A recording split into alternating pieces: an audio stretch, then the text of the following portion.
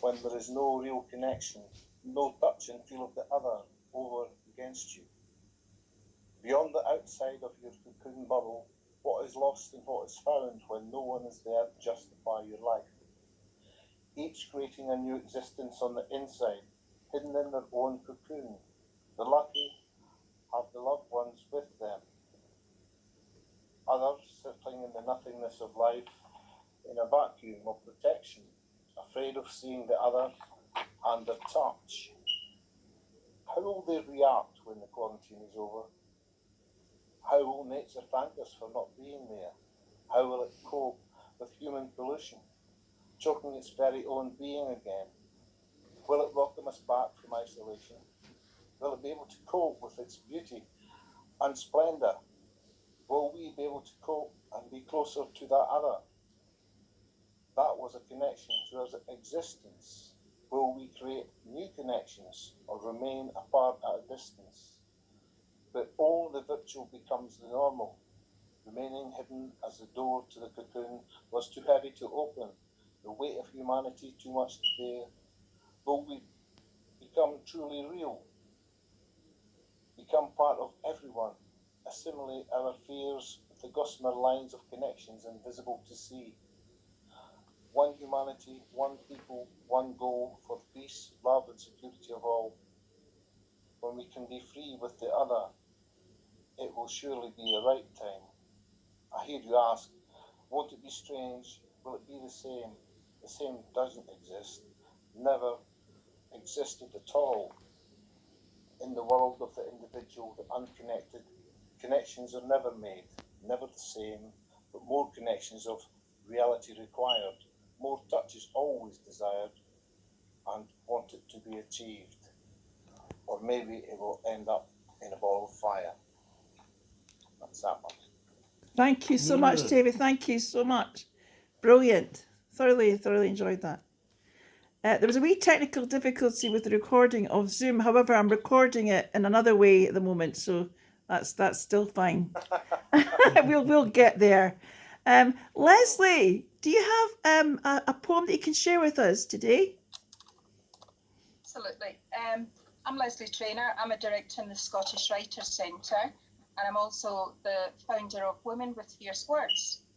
And what I thought I'd do is, I'm also a performance poet, and I will read something that I often do perform, and it's from a little pamphlet called Rummage. And it's called Blue Burning Driftwood. Hidden in a neuron of my long-term memory is a jewellery box that I rummage through, lifting, caressing thoughts of you that no one else will ever know. The scent of you when you lay over me, lit by blue burning driftwood, strands of Viking blonde falling over me, falling through me, and your sky eyes telling me that which you can only say in another language, because to acknowledge love will break others, broke me on your leaving. Beautiful. Thank you so much. It's lovely. Thank you, Lesley. That's amazing. Good. Very nice. Nicole, do you have a poem that you can share with us? Please. Hi, yeah. I've got one of my own, or I've got one that actually studied for the second time that I did higher English. Perfect. In 1993, all the way back then. Now I do sort of remember most of it off by heart, but I thought I'd get it on the Scottish Poetry Library website on my phone. So and this really struck a chord with me when I was revising it, because I wrote it down over and over and over again for my higher English exam, and because we had to actually write down a whole poem from memory. And the reason I chose this one is because it's my favourite poem. McCaig was a massive influence on me for my poetry, because I write in the site at different gigs, co-host, well, to co-manage. I don't host, but I sort of do a lot of the background stuff for 3Cs. and got a few things going on sort of with getting things published and stuff. So this is Norman McCaig, and it's interesting because it's what can happen when you're on your own. You know, it's like my poem that I'll read later, my own one. You know, it talks about solitude or loneliness. You can kind of look at it as loneliness, or look at it as solitude with potential to do stuff. So sorry for the preamble. So this is Norman McCaig, Basking Shark. To stop an oar on a rock where none should be, to have it rise with a slouch out of the sea, is a thing that happened once too often to me. But not too often, though enough, I count as game that once I met on a sea tin-tacked with rain, that room-sized monster with a matchbox brain. He displaced more than water. He shuggled me, centuries back, this decadent townee, shook on a wrong branch of his family tree. Swish up the dirt, and when it settles, a spring is all the clearer. I saw me in one fling, emerging from the slime of everything. So who's the monster? The thought made me grow pale. For 20 seconds while, sail after sail, the tall fin slid away, and then the tail. Wonderful. Yeah. Beautiful. Thanks. Do you say you have another one, Nicole? Did you have another one? I've got one of my Your own own. one? You want to hear that? Yes. Yeah, okay. Absolutely. I grew up in Pennycook, which is just about 10 miles, 11 miles south of Edinburgh, behind the Pentland Hills. Mhm. And at the base of the Pentland Hills there's a place called Flotterston, which is amazing. I used to go running, mountain biking, you know, sort of walking, it was my sanctuary. It was a real sanctuary from the madness of bipolar. So I wrote this in 2000, I think it was, the year 2000. So this is Flotterston. Moonlight decadence of a midnight wander, far from streetlights and the sound of cars, almost floating with joy strolling under the stars. No demanding pleas to buy unnecessary things from adverts on TV. Away from every single mind-grating sound, another truly peaceful place I have found. Dewdrops glisten like diamonds in the morning sun, precious prisms of unequalled beauty, far more useful than any solid one. Tears of sadness and tears of joy, both have been wept here, the sanctuary from the hoi polloi. Solitude and loneliness, I know the difference now. You're only ever as alone as you allow. Wow. Yeah. Beautiful. Yes. Blair's liking that one, aren't you? Yeah, but yeah, Yeah. very much so, yeah. Yeah. Very much. That was just And manana attitude. Well, I think that's the other way around. manana. Yeah. Manana attitude. So I'm actually apologize. We've had some technical difficulties with Zoom recording. However, I'm recording it as on my phone, so it'll be another type of recording, but I'm still recording it as we go along. So what? Yourself, Rose. Do you have something for us? Yeah, I have something. Blair, do you want to take?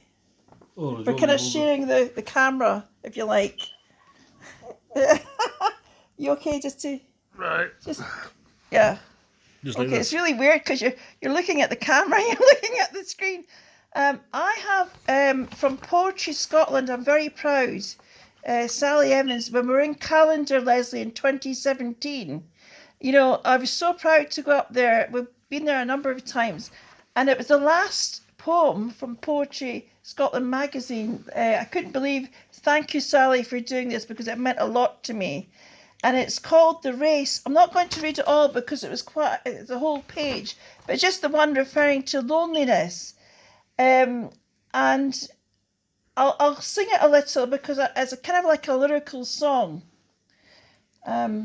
Looking northeast at my compass, catching the midnight express. The hounds, they want to track me down. My mind tells me to go now, escape there to the wilderness. What is this fear? This fear has got me crazed. But I remembered that kind old lady. She gave me shelter from the rain. She served me tea and honey, easing my deep internal pain.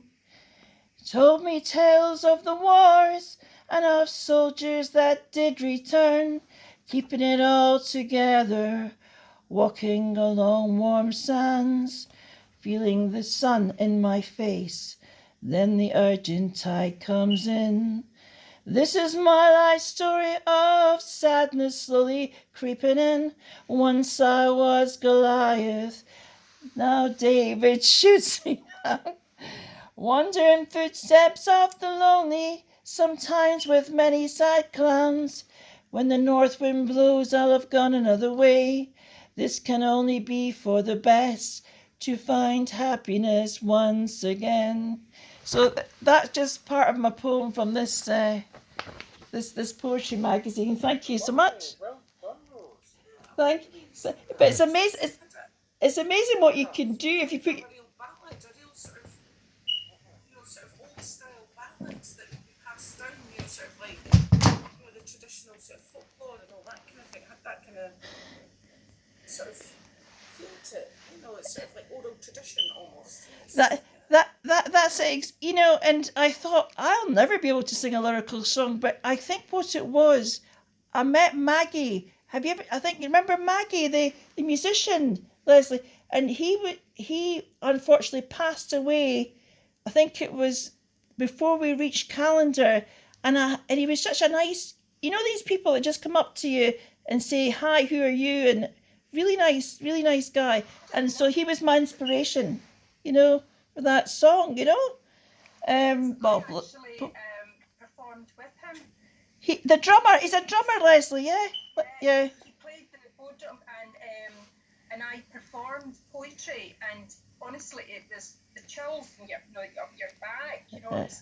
It took it to a totally different level. But you're right, he was a very special man. He's a very special man. That's right, because you were presenting your film poems, and he was there with the drums. That's right. I mean, imagine somebody staying with you. He stayed with me, and he was fantastic with the drums. He just seemed to keep in beat with the film poetry presentation that you did up in calendar. And so I'm just going to talk about Tony Walsh, if I may, because I did advertise. He's just I thought he was great, Tony Walsh. When we saw him at Stanza, and Tony Walsh, of course, the Manchester poet. When there was a disaster, he stood up there, and do you remember him at all? With that disaster that happened. So, if I may, I'm just going to read a poem from Tony Walsh. And yeah, some poets, they can make you laugh. A few can make you cry, as we're saying, but only a handful can do actually both, make you cry and make you laugh. By all accounts, Tony Walsh is one such poet, splitting your sides and breaking your heart, but be warned, this guy should come with a health warning. And he really engaged the whole room, certainly at Stanza. I'll just read one of his poems, and it's called For Queenie. For Queenie, for Elaine and Frank, for believing in me. For all my family and friends, for all my funders and followers, for supporting me. For Helen, for Joe and Katie, for putting up with me for years. For you, dear reader, for buying books for the love of them. Thank you. And I think everybody that's on the screen here tonight, if I replace Lesley's name, Nicole's name, and David's name, that relates. It certainly relates to Tony's poem. He's a very generous poet, because at the end of his book, he mentions, I think, hundreds of poets.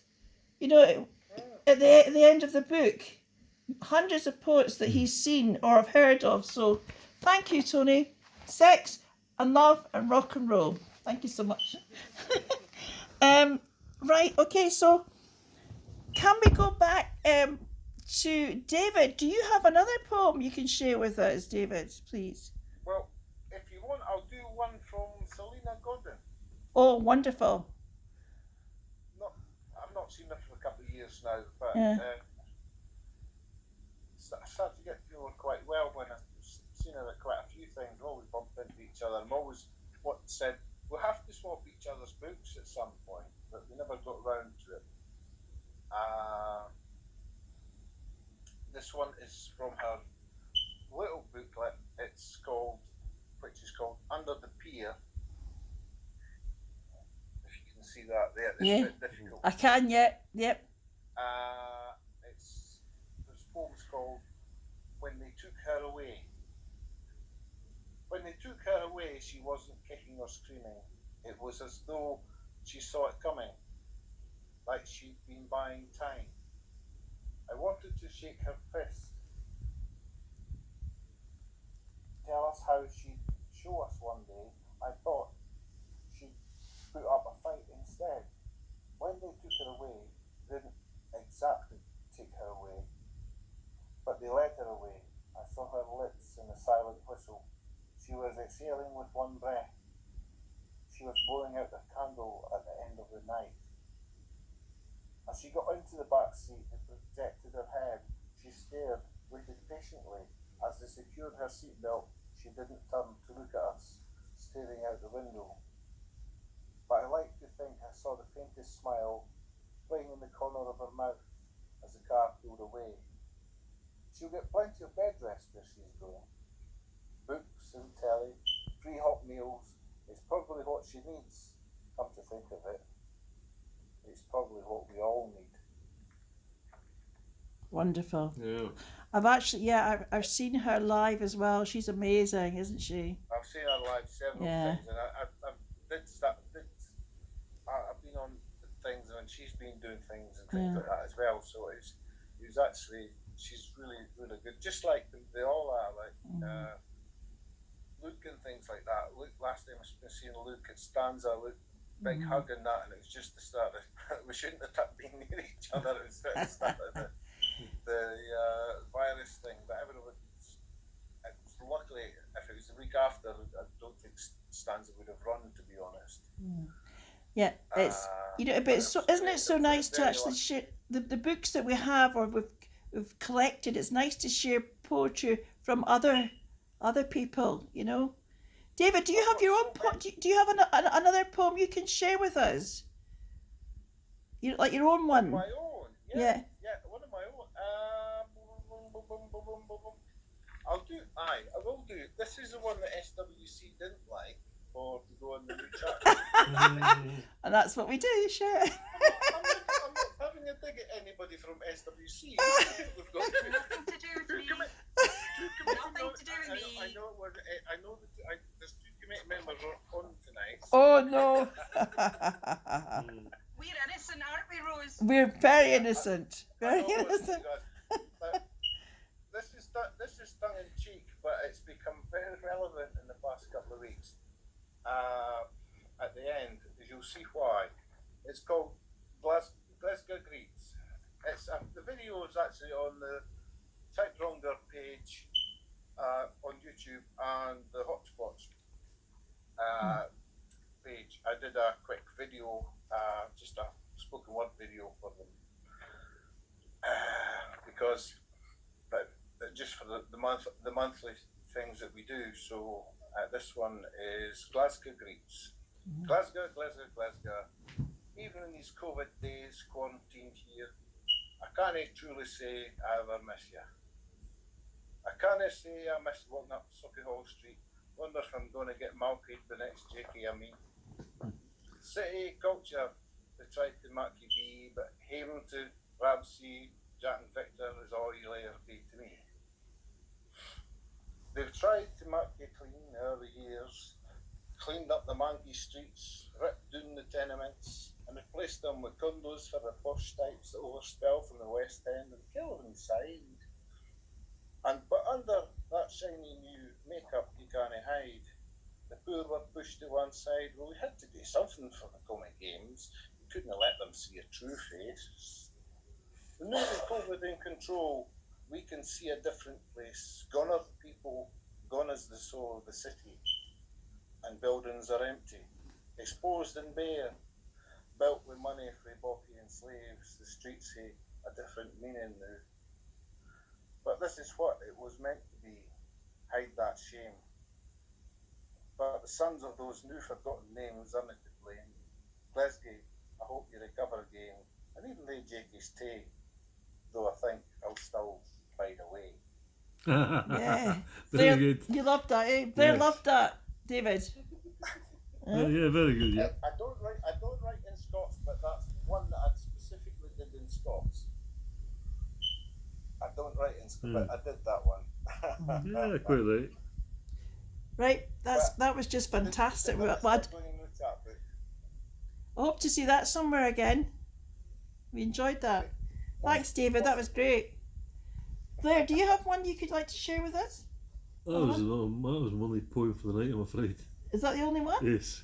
Oh, that's his only poem. I Oh well. had a wee limerick, but it's not appropriate for tonight. Yeah. Oh well. Perhaps next week. One of those kind of limericks. Well, it's not to do with loneliness.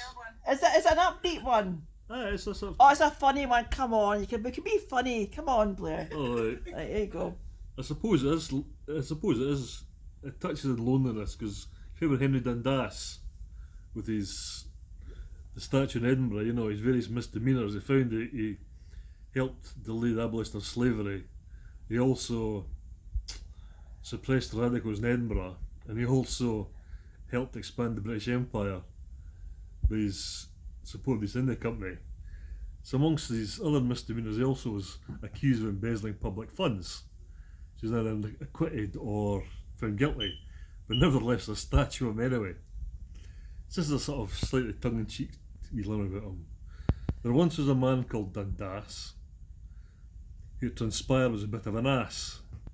Although rich and posh, he purloined public dosh. So it's time to dump his ass in the grass. Well, he's coming down, but so's the other one, but they need the permission from Melville's estate Yeah. to take that one down. I think then they can get permission. I think they put a plaque up, Edinburgh Council, who work for it, putting a plaque up to put them in context, rather than take the statue down. So I don't know if that's enough to satisfy the critics. It should be, as long as it's in context, but then there's no space in the museums for them anyway. I know. It's been suggested all these statues should really not be chucked in the river, but put in a museum to say this is a part of history. It's not a particularly proud part, but here it is, you know, rather than just change history. It's been swept under the carpet, as they say. Yeah. Well, thank you very much, Blair. And I'd just like to say thank you so much to Lesley, Traynor, Nicole Carter, David McDonald, and Blair here. Blair, my long-suffering husband, Oh, that's all right. who's turned out to be. You're churning out some great poetry. Oh, well, cheeky wee limerick. You know, with the history kind of slant to it. So that's really good. I'd love to see you next week. We've got the technical thing sorted out, but I have recorded it on my phone, folks, for you to enjoy. Thank you so much, and we'll check in again soon. Will do, Rose. Thank you. Next week. Thanks so much. Bye. Bye. Bye. Bye. Bye, Nicole.